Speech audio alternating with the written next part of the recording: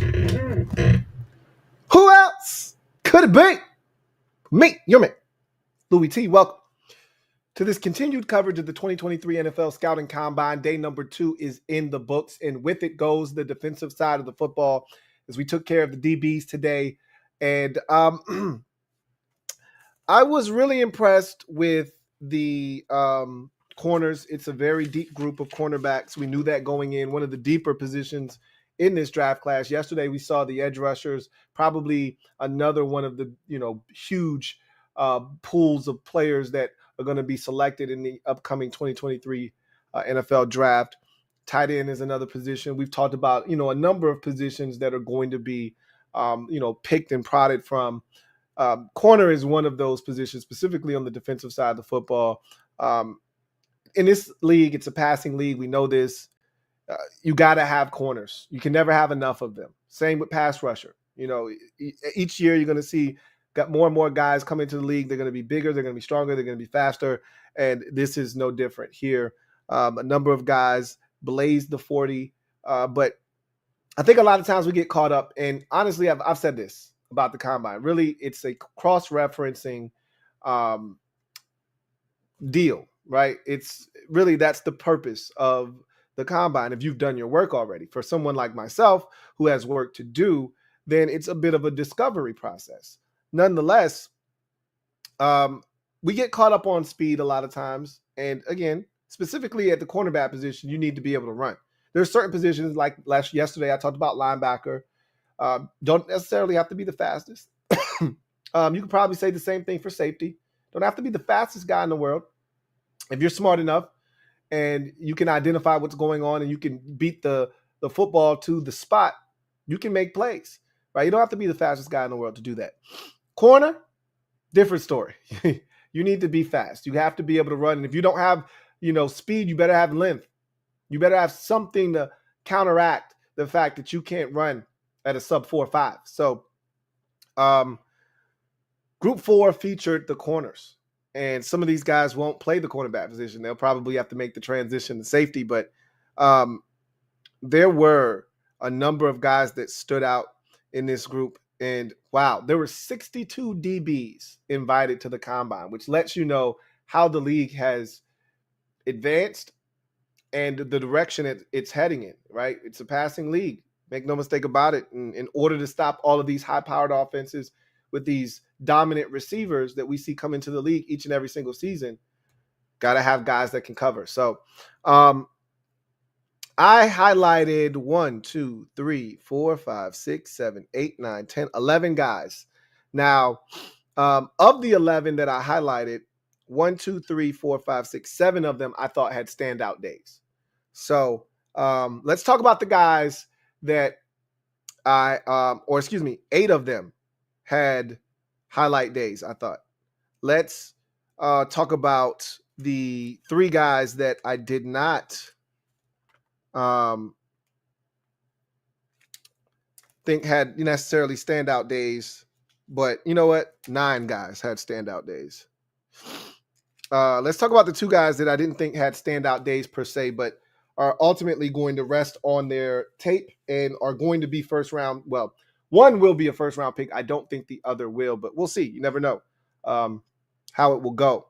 You start seeing these corners come off the board. Some team panics. He could be your first round pick. So Joey Porter Jr., 6'2", 193, ran a 4.47 his first time up, ran a 4.53 the second time. It was crazy because they were actually speaking to his dad, Joey Porter Sr., while he was running his second 40, which if I'm Joey Porter, if I'm there to watch my son and he's running an important 40, I really would prefer you just let me focus on my son for this. After it's done, after he runs, I'll talk to you for 15 minutes if you want. But right now, these next 4 to 5 seconds, I would prefer if you just let me focus on what I'm doing, which is concentrating on my kid. But Stacey Dale snugged up right next to him and literally was sitting there while he was, watching his son run his 40. And he didn't run the time that they had, hoped. And Jory said, look, and I've said this already, he's got his pro day. It's not a big deal. right? And that's how I feel. I thought he was okay in the positional drills. He didn't blow me away. Um, the tape speaks for itself. I don't feel any differently today than I did the day before going into this process on Joey Porter Jr. If he's there at 16 and Christian Gonzalez is not, I would love for my Washington Commanders to take him. Okay? No ifs, ands, or buts about it. So nothing has changed on Joey Porter, but for me to sit here and tell you I was overly impressed with him today, I'd be lying to you. Kelee Ringo is a guy that the stock on him for me has dropped significantly from last year having an interception in the national championship game to this year. I thought he got cooked on several occasions this season. And I didn't think he was the same type of player that we saw last year when Georgia made their initial run to the national championship. He's still a good player at 6'2", 207. He blazed the 40 at 4.36. That was never a question. We all knew he could run. So nothing that he did today, changed my mind on him. I wasn't blown away by him in the on the field drills. I think he has a chance to be a really good football player. You put him in the right defense, you get him some good coaching, and I think Kelee Ringo has all of the skills and traits that you're looking for, all the measurables. You can't teach 6'2", 207 pounds running a 4.36. Are you crazy? So for me to sit here and tell you that Kelee Ringo isn't a high-level prospect would be doing him a disservice, but I wasn't blown away by the tape this year. And so, and he didn't do anything to change my mind on the field today during the combine. That said, he's still going to be probably one of the first 7 corners or so selected in this draft, and rightfully so. So those were the 2 guys that they're big names in this draft, went out, didn't hurt themselves by any stretch of the imagination. All right. But I didn't think they necessarily moved the needle for their stock. And again, Joey Porter Jr. is going in the top half of the first round. So he didn't need to do anything out here other than just run. And he did. He ran a sub 4.5 at 6'2". Enough said. You're done. Kelee Ringo, checked off boxes. Keep it pushing. So I think he could be a late first, probably to me more so second, but he'll probably be a late first round pick, more likely than not. Depending on how these corners come off the board, he'll be either a late first or a second round pick. So let's get into the guys that I thought impressed. We'll start with a couple of Maryland Terrapins. The Terps showed out today in the secondary. We start with Deonte Banks, a guy that I just finished watching on film about 4 or 5 days ago, and he'll be the next short that comes out. And I was impressed with him. My biggest thing with him probably, was ball skills, and watching him today, I thought he actually caught the ball well. And I want to say this now while I'm on the subject matter. As an entire group, I thought that this group of corners caught the ball exceptionally well. Oftentimes we get to the combine and these guys have stone for hands. I mean, they have feet for hands. It's terrible watching these guys try to corral the football. I actually was pleasantly surprised by how this group of corners caught the football today during the combine. So that's a testament to these guys putting in work on the jugs machine. Hopefully it transfers over to the field. But Deonte Banks was the guy that I really like. And I think he's going to be a second round pick. And I wanted to see how fast he was going to run. I knew he could run. I did not expect him to run that fast. He lit it up, really. I mean, if anybody had their stock kind of shoot up, because I had him as a fringe first round pick. If anybody took the opportunity on this stage to potentially propel themselves up around, it's Deonte Banks, corner out of Florida, 6 feet, 197 pounds, ran a 4.35 40, jumped 42 inches on the vert, 11.4 on the broad. He killed it athletically. The tape is good. It's clean. He's a tough competitor. He competes his ass off, blocked an extra point against Ohio State. I actually thought that his coverage against Marvin Harrison Jr. was among the best that we saw this season in college football. No one could really cover that kid. Deonte Banks, I thought, held his own against Marvin Harrison Jr. So there's a lot to like with him, and I thought he went out and absolutely killed it today, crushed it. Along with his teammate, Jacorian Bennett, 5'11", 188. He's more of a nickel, ran a 4.3 flat. Both of those dudes, excuse me, straight burners. I think he's another guy that probably solidified himself as a day 2 pick, more likely than not a second-round pick. He killed it as well. Thought his movement skills were outstanding all day long, and I thought both of the Maryland corners showed up and showed out. Brian Branch was a guy out of Alabama that most people thought would go top half of the first round. Wasn't expected to run very fast, and he ran a 4.58, which isn't bad, but that's not his calling card. His calling card is movement skills, smarts, toughness, ability to tackle, all the things that you won't really be able to dissect on a combine workout. However, I thought his movement skills, his footwork, change of direction was damn near flawless. And for that reason, I thought he had a phenomenal field work day. You would have loved to have seen him run a little faster, but 4.58, I say that because if he were with the safeties, we would have looked at this as a different time because he's a corner and he ran with the corners. Just for a reference point, the average of the top 10 corners is 4.41. So they're getting faster and faster every year. It's ridiculous. But the 4.58 for a guy that's going to play inside and going to be, diverse in what he can do for you, safety, nickel, down in the box as a defender, 4.58 is plenty. I thought his field work was outstanding. I think Brian Branch is going to be a first-round pick. Another guy that stood out to me was Keitrell Clark out of Louisville. 5'10", 181 pounds, ran a 4.4 240. I just thought he would look confident out there, man. He looked confident, and it showed. His field work was outstanding. He attacked the football, caught it well all day long. He looked like he belonged. He looked like he belonged, and I love to see guys get an opportunity and make the most of it, and I thought he did that consistently throughout the day. He was outstanding, and another guy that I think probably, got to watch the tape, obviously. Don't know, how I feel about him as a player, but just off of the ability that I saw on the field, probably more so a nickel than anything else, if I had to guess. But I'll just say this. If his play matches what I saw on the field today, you're probably talking a day 2 pick. I don't see him getting out of the third round, maybe even a second round pick. Again, I've got to go back and watch film on this kid, but I was impressed with what I saw on the field. Fluid movement skills, good change of direction, and he attacked the football all day. Like I said, this group was one of the better, groups in terms of ball skills that I've seen in terms of corners in a while.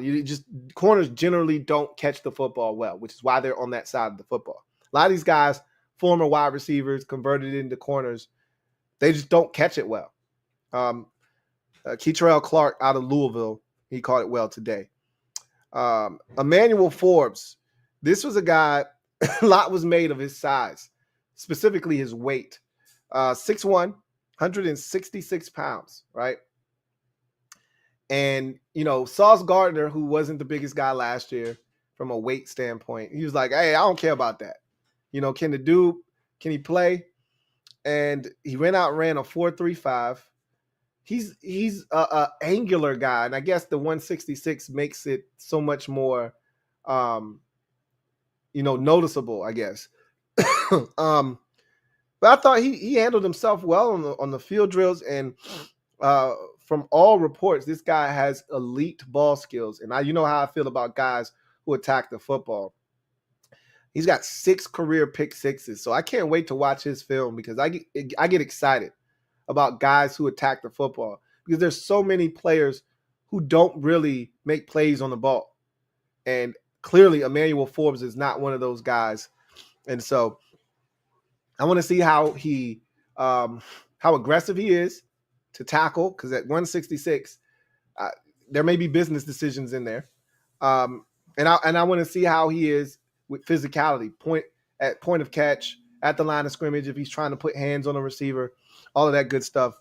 But if you got 6 pick sixes, that means you're either in phase, you're in zone, and you're attacking the football, or you find the football one-on-one. You turn, locate. You know, I'm big on being an LLCer.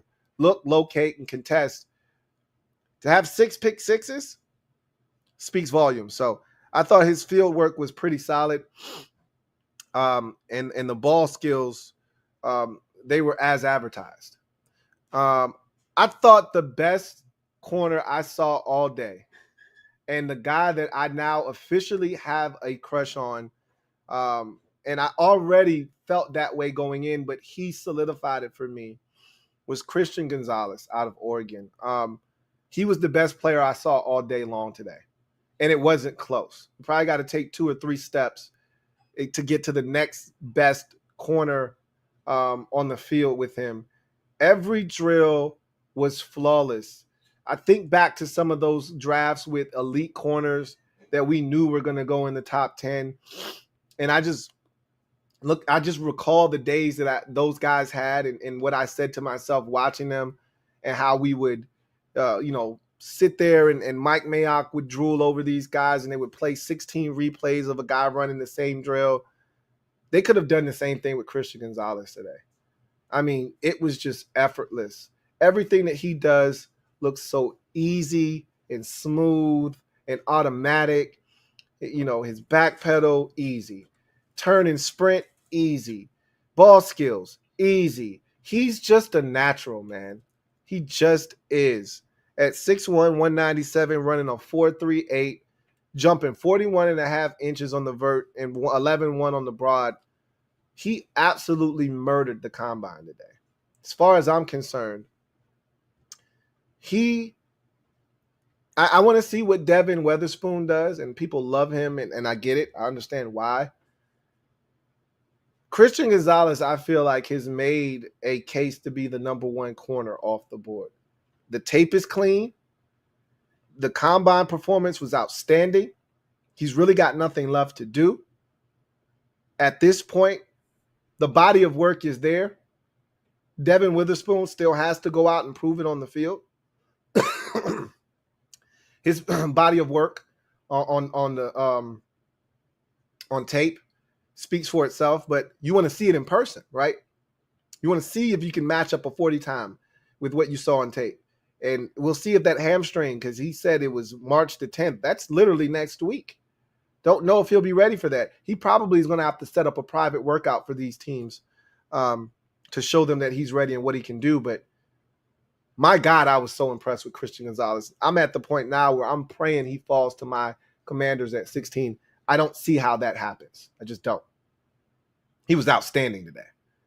A guy that I didn't know anything about, and I love these guys that show up at the combine, that I feel like I feel obligated after watching them perform the way that he did today to go and watch, is Cameron Mitchell out of Northwestern. I thought he was just really good and consistent throughout the day. 5'11", 191, ran a 4.48.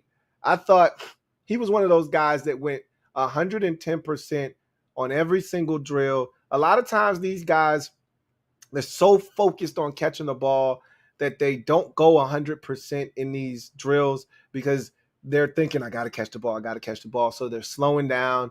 He went 110 miles an hour in each and every single drill. The gauntlet, the pivot drill, where I think they called them the Terrell Austin drill, and they had 2 of them. One was where you're essentially running straight on a straight line. You stop, pivot, turn, and you come back across the field and you catch the football. He was so locked in, and he was so hyper competitive all day long. And I thought he just killed it. The drills where you had to attack the football, where you turn one way, you open up your hips, turn the other way, and then you get out of there and you go at about a 45-degree angle and you attack the football in the air. It did it flawlessly. attacked it at its high point, went and got it. Thought he caught the football. I don't remember him dropping the ball along with Christian Gonzalez. I don't remember those guys dropping the ball all day long. I was really impressed with Cameron Mitchell, and I'm really anxious to see what his tape says and what kind of a defender he might turn out to be. Probably the guy that I've had the most fun watching today. I get excited when I see a white corner. I just do. All right. Because they're just so rare. They're unicorns, right? We don't get white corners. Just like we don't get many white running backs in the NFL. Thank God for Christian McCaffrey, because they just don't exist. We don't get white corners. You know, it's funny because every time we have a discussion about a white corner, you know who comes up.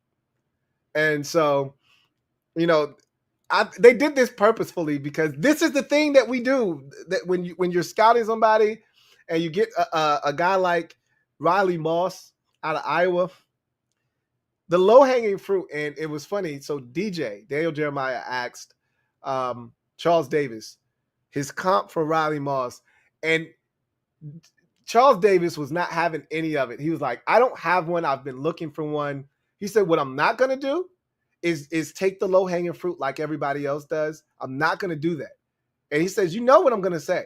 I'm not going to compare him to Jason Sehorn, because that's all we got, right? That's like when you talk about white corners. I mean, when's the last one that we had that was actually any good? You know, Washington fans say, hey, Troy Apke. He wasn't any good. He didn't even play the cornerback position. He was really a safety. Like, we don't have white corners. So I get a white corner and I get excited. Okay. I lose my shit. And Riley Moss, it reminded me of Kanye West's first album at the very end. One of my favorite tracks is Cheers to the Rock. And it's him telling his story about how he got signed to Rockefeller. And he talked about going in the booth and spitting for Cam and Jay and all these dudes that were in the booth at the time. Because he came to bring a couple of his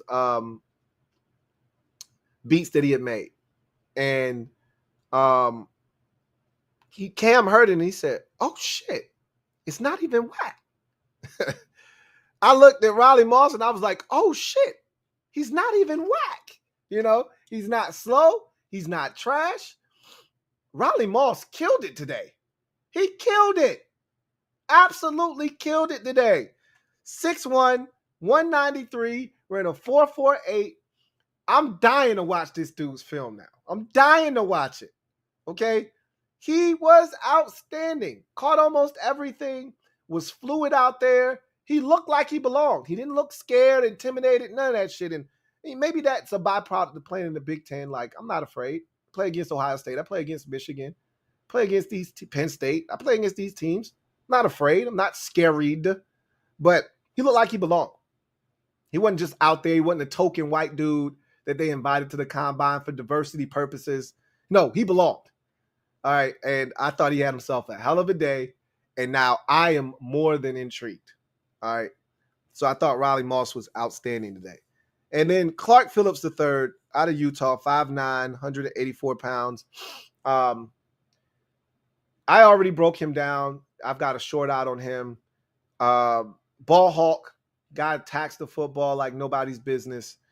My biggest concern for him was long distance speed. Did he have any of it? He ran a 4.51. That's plenty fast. All right. Now, again, when you're 5'9", probably going to have to take that show inside. Okay.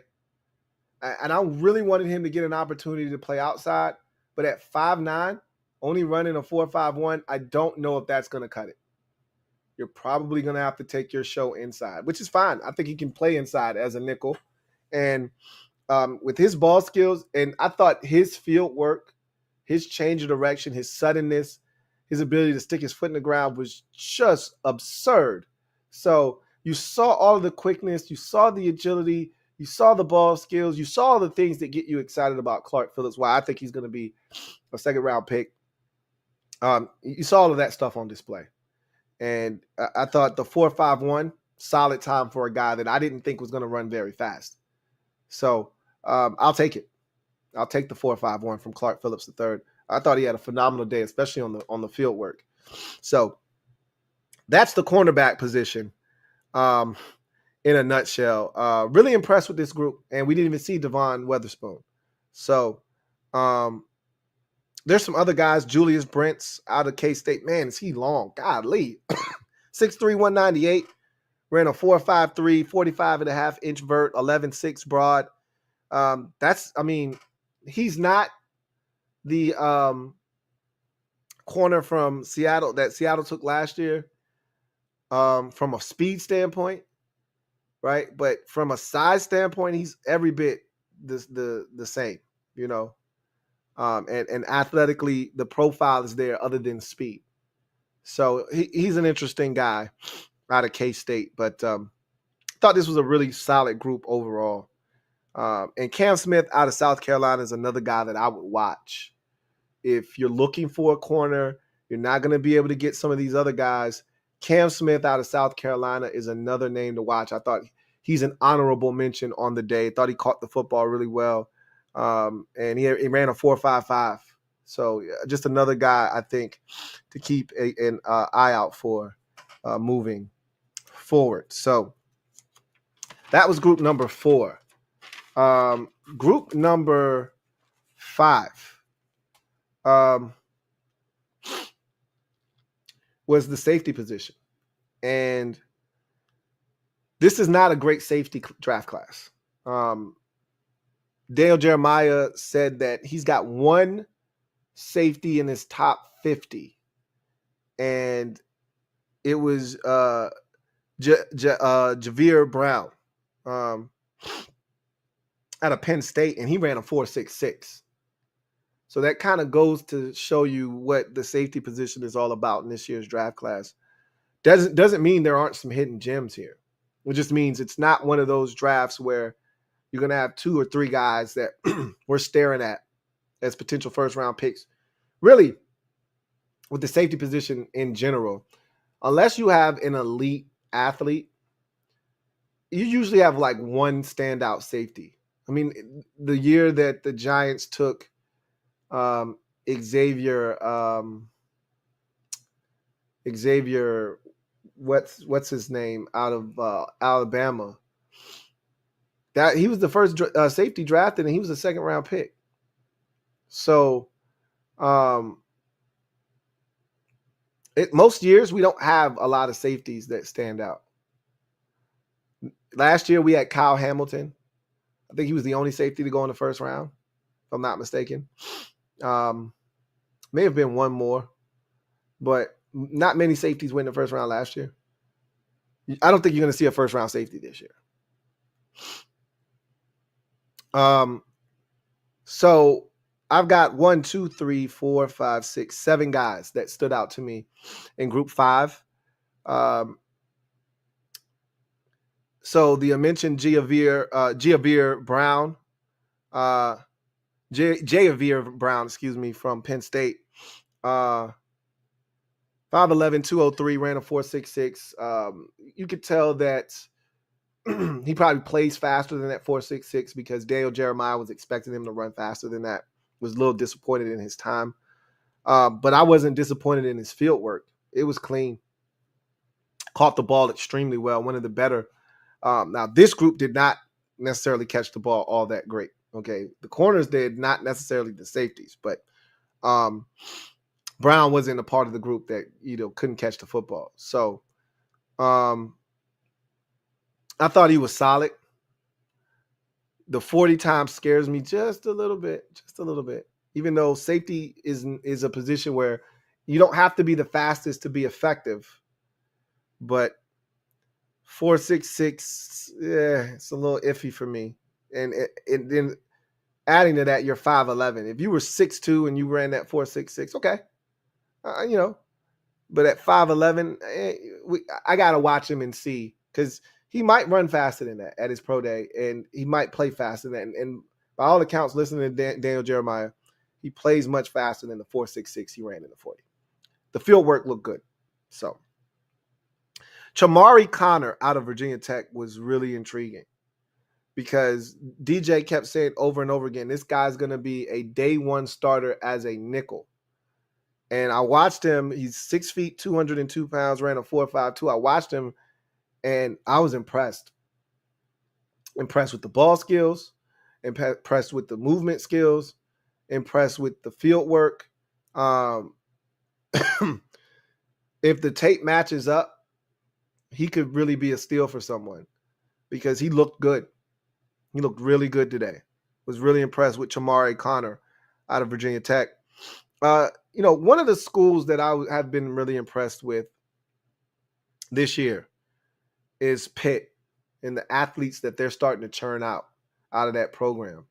Over the last 3 or 4 years, man, they've been sending some guys to the league. One of the more highly rated receivers in this year's draft class was a Pitt Panther who just transferred this past year to USC. And he's going to be a first-round pick, one of the first receivers off the board. They've been getting some really quality talent at Pitt, man.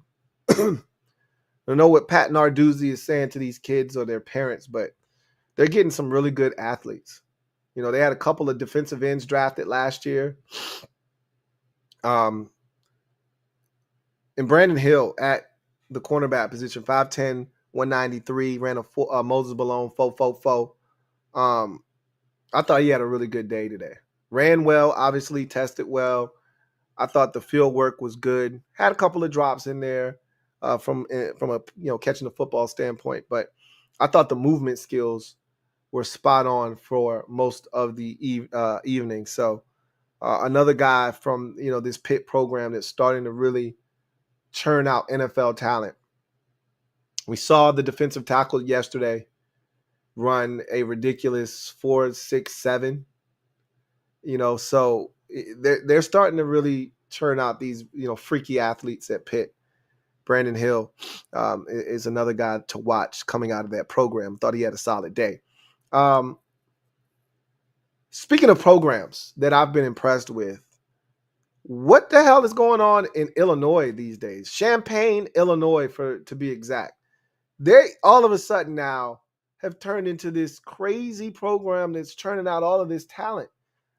They had a guy today, Sidney Brown, who was a part of this safety group, one of the faster safeties, ran a 4.49. He couldn't catch claps in a whorehouse today. But I thought his movement skills were pretty solid.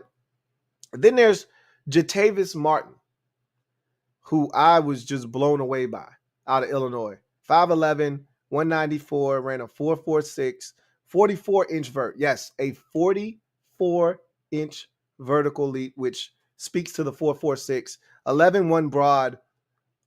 He's cut up, right? Looked like someone drew him straight out of a comic book. Movement skills were really solid throughout the day.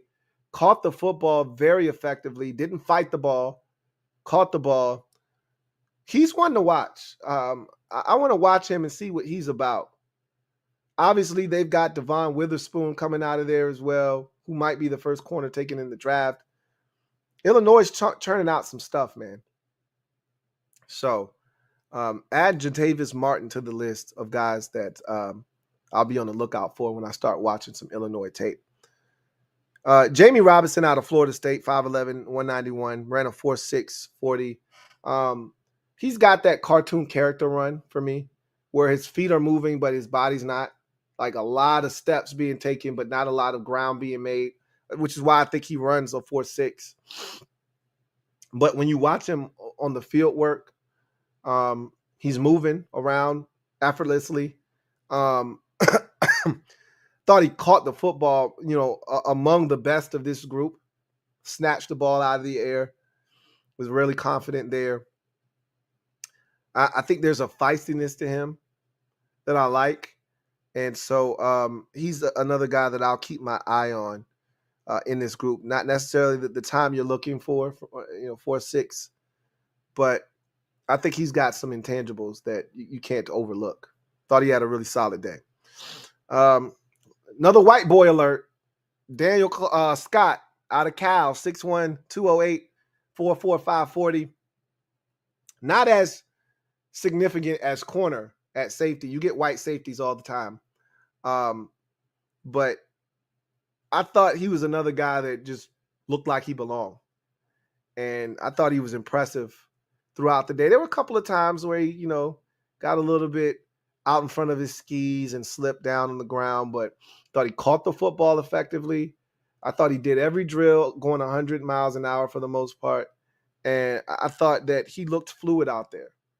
So I'm intrigued by him. And he's got some size on him. I mean, it reminds me of the safety that the Jets took out of Cal, who just blew the combine up a couple of years ago. And they were talking about Cal as a safety factory on the low. They've been churning out some dudes lately, man. A lot of Cal safeties coming into the league. Daniel Scott's going to add his name to that list. I thought he had a really solid day. 6'1", 208, running a 4.45 with his movement skills. Thought it was a really good day for him. And then the last guy that I thought was impressive was Jason Taylor II out of Oklahoma State. 6 foot, 204 pounds, ran a 4.5 flat. I just thought he looked the part of an NFL safety. I thought his movement skills were fantastic. I thought his ball skills, he and Jamie Robinson, I thought attacked the football along with Brown out of Penn State. I thought they were the three guys that attacked the football the best and the most consistently throughout this group. And I thought his movement skills were really, really upscale. So, and I had the pleasure of watching him play a number of times this year. I don't know why it was that I watched Oklahoma State so many times, but he seemed to always be around the football. There was one game in particular, I want to say it was when they were playing Oklahoma, and he had like 2 picks, got injured, I think, on his second or third pick of that game. But he's always around the football, and was really impressed with him today. So that's another guy that I'll be on the lookout. In a draft that's not super deep at safety, there are still some guys in here that may be able to help, and I think Jason Taylor II ultimately will be one of those players. So that's group number 5 for me of the guys that stood out. And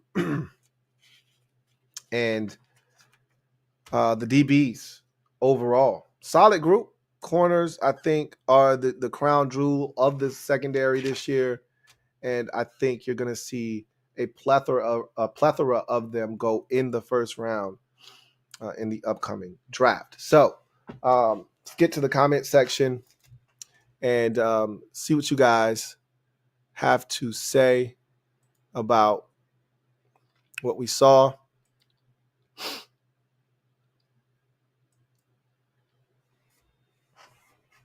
So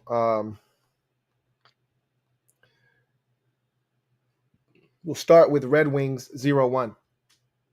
Thank you for the super chat. Greatly appreciate you.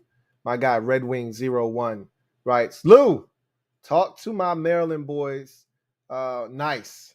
Both finished in the top 4 in the 40. Very broad, vert. That's what that's supposed to be. Vert and broad. Banks may have done just enough to sneak into round 1. I was hoping we could nab Bennett in the 5th or 6th, but he exceeded my expectations. Could go earlier. Both of those dudes killed it. I talked about them already. Bennett, I think, could have easily just made himself a day number 2 pick. Late, I'm thinking 3rd round. He more likely than not be more of a 4th round pick, I think. But with the way these corners may be coming off the board, he could get pushed up in a draft where I think the corners are going to be snatched up like hotcakes. I could see him getting pushed up into the 3rd round with the performance he put on today. Didn't give up a single touchdown last year. Did Jacorian Bennett. So I don't know if he's going to make it. And I still think that Deonte Banks is going to ultimately be a 2nd round pick. But to your point, he could easily sneak into the 1st, depending on how many of those corners go in front of him and how many teams feel the need. Let me get mine while it's still there to be got. So I still think he'll be a 2nd round pick, but he definitely helped himself. He didn't hurt himself. That's for sure.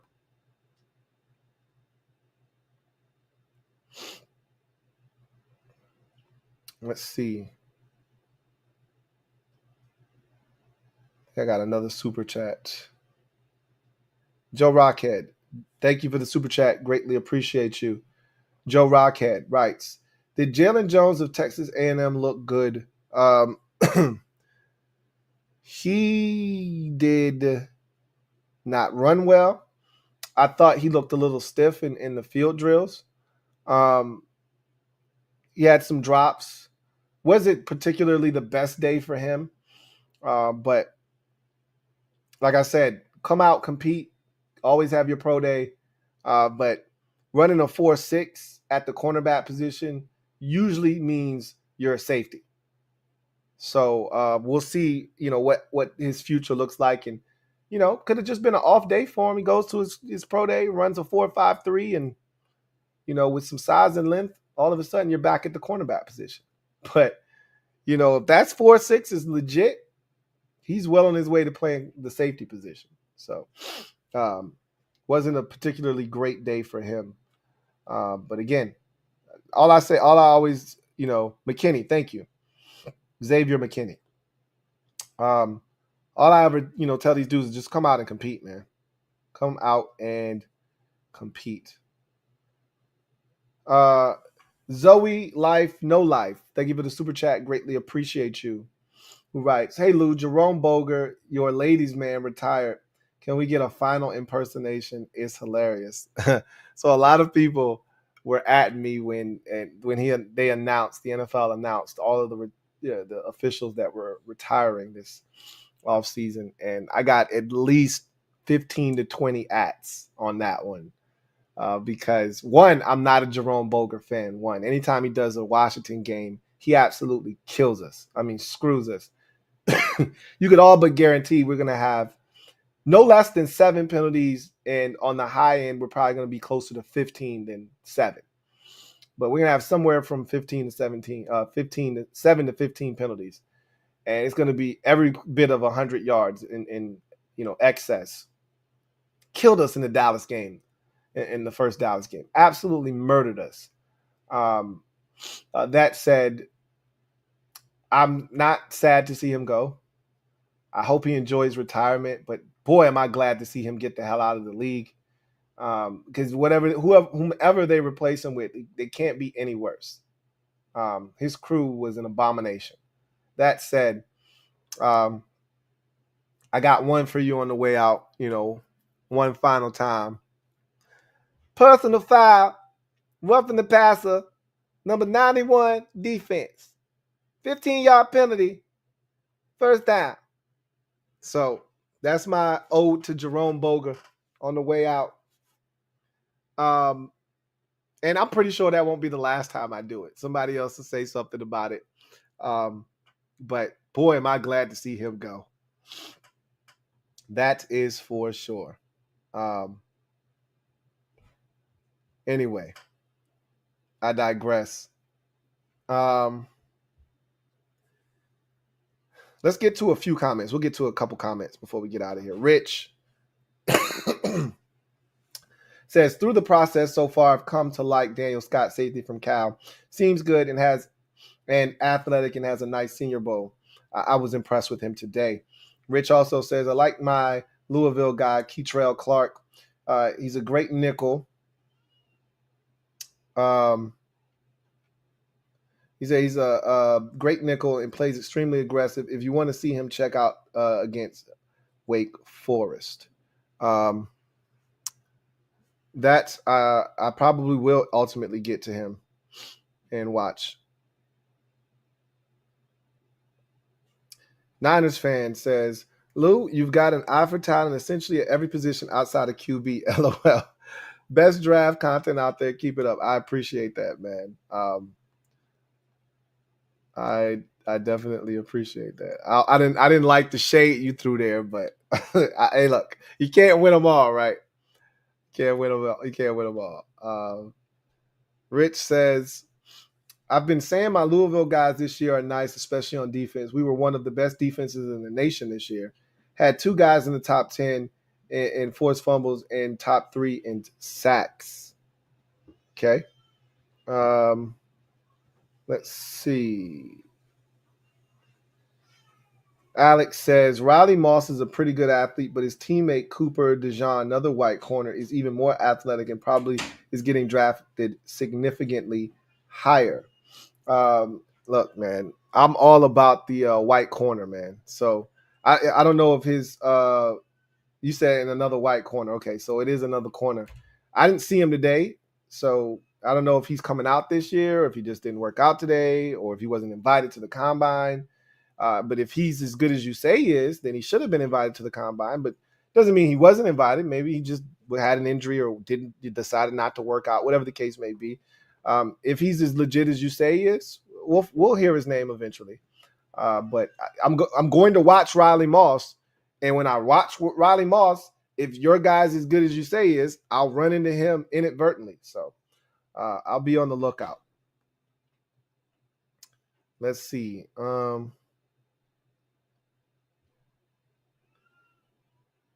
See. I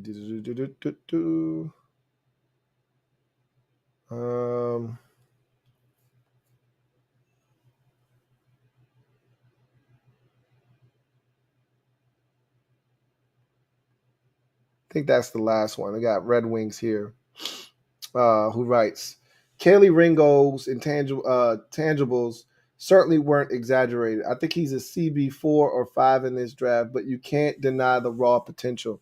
He's definitely got measurables, and he's got the things you look for that you cannot teach, but I didn't love him on the field work.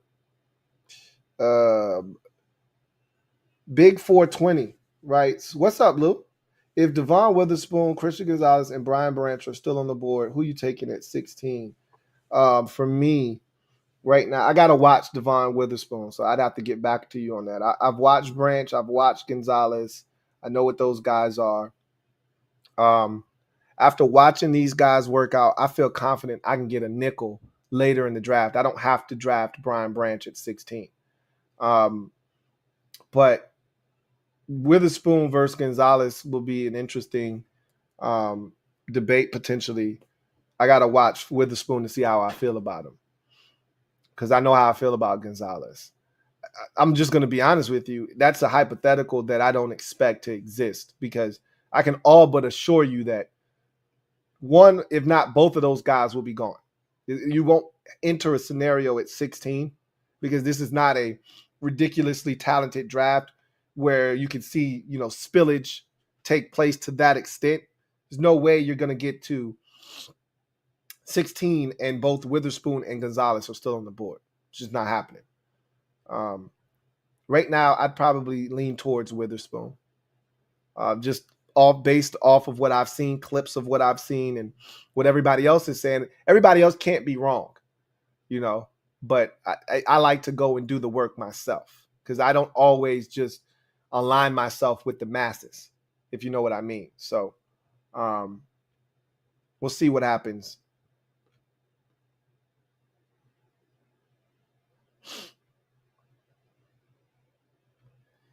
Joe Rockhead, thank you for the super chat. Greatly appreciate you, my guy, Joe Rockhead J. Or excuse me, Joe Rockhead. Right, wait.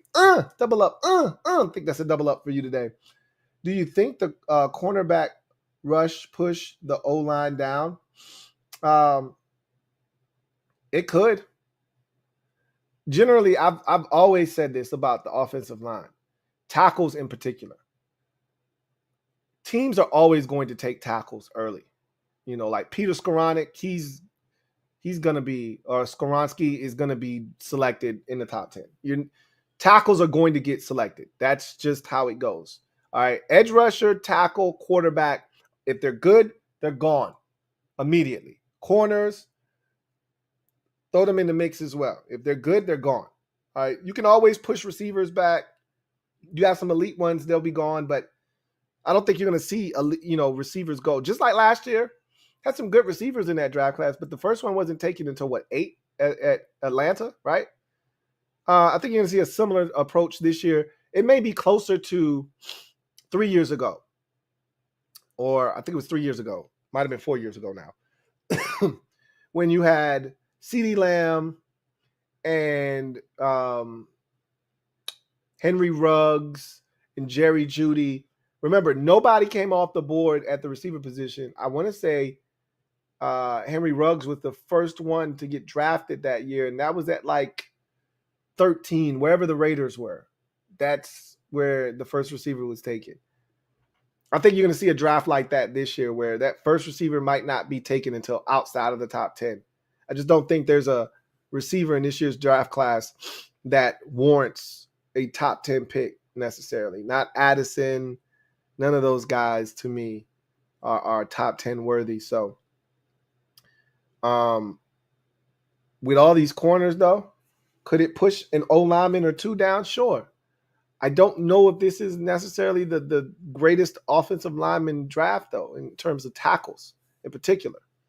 So even when I say that, though, if there are any tackles that are really good, they're going to be selected in the top, 15 of the draft, more likely than not.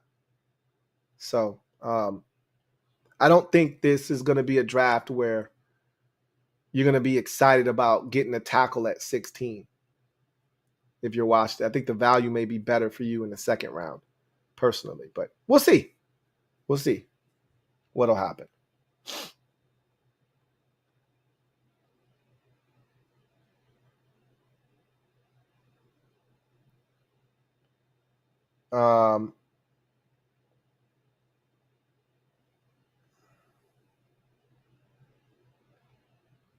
So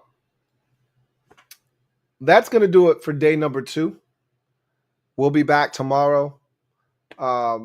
We turn our attention to the offensive side of the football. The quarterbacks will get out there and spin it. No Bryce Young.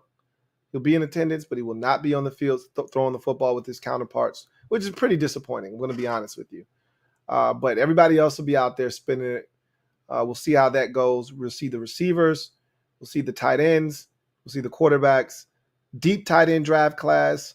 A receiver class that I'm not overly thrilled about. So let's see if they can win me over tomorrow. I'm in terms of being critical, I'm the harshest at the receiver position because I know more about that position than any other position on the field. And thus, I'm not blown away by this crop of receivers. See if they can't maybe change my mind a little. Not a ton because the tape speaks for itself, but maybe athletically, maybe they can win me over a bit. Maybe there's a hidden gem or two in there that I'm not aware of that I'll walk away saying, hey, man, I don't know about y'all, but this guy right here looks pretty damn impressive. So we'll be back tomorrow. Same time. Well, it'll be a little bit earlier because thank God that the coverage on the weekend starts earlier at 1. So hopefully we'll be out of there by 6 and we can jump on quickly, get it done, and get out of there. But in any event, you guys, thank you for joining me. Day 2 in the books. Defense down, offense left. We get it kicked off with the skill guys, tight ends, receivers, and of course, the quarterbacks tomorrow. And we'll finish up with the running backs and the offensive line on Sunday. So you guys enjoy the rest of your Friday evening. I will as well. We'll come back and we'll do it again tomorrow when we jump into the offensive side of the football. Until then, you guys take care. And as always, God bless and good night.